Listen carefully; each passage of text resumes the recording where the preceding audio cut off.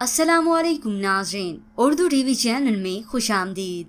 Viewers, drama serial खूबसूरत की episode 74 में आप देखेंगे वजाहत समर को नीचा दिखाने के लिए अपनी सारी हदें पार करता चला जा रहा है। अब तो उसकी नजर समर के घर पर भी आ गई, क्योंकि वो एक तीर से दो शिकार करने वाला है। समर के साथ साथ मायरा से भी बदला लेना, ताकि वो पूरे तरीके से उस पर एतमाद करने लगे, अपना आप उसे दे दे। आज की एपिसोड में जिस तरह से पर्दे को इस्तेमाल किया गया वो तरीका गलत था। हम मुसलमान होते हुए अगर पर्दे को ही इस तरह से प्रेजेंट करेंगे तो नेगेटिविटी तो फैलेगी ही। अब मायरा और वजाहत की बात हुई तो वजाहत उससे कहता है, इसका मतलब है कि तुम्हारी अम्मी समझ गई हैं, यही कि तुम्हारी नई जिंदगी में गुजरे हुए लोगों की कोई गुंजाइश ही नहीं है, क्योंकि वजाहत मुनसिफ को अपनाने वाला नहीं।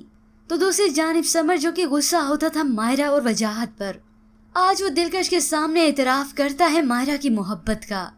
सच तो ये है दिलकश कि आज भी मायरा की याद में इतना दम है कि वो मेरी आंखें नम कर देती है।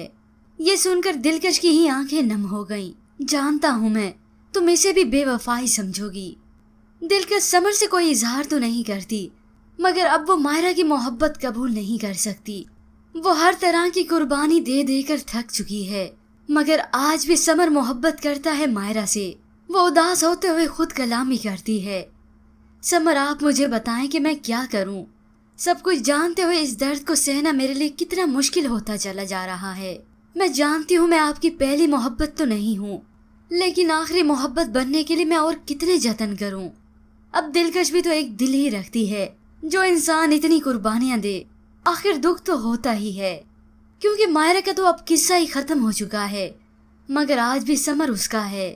पर व्यूअर्स, आपके ख्याल में कि समर की आखिरी मोहब्बत क्या दिलकश कभी बन पाएगी, या फिर उसकी सारी कुर्बानियां राय का जाएंगी? इसके मुतालिक हमें अपनी कीमती राय जरूर दीजिएगा। मजीद ड्रामास प्रोमो के लिए आप देखते रहिए उर्दू टीवी।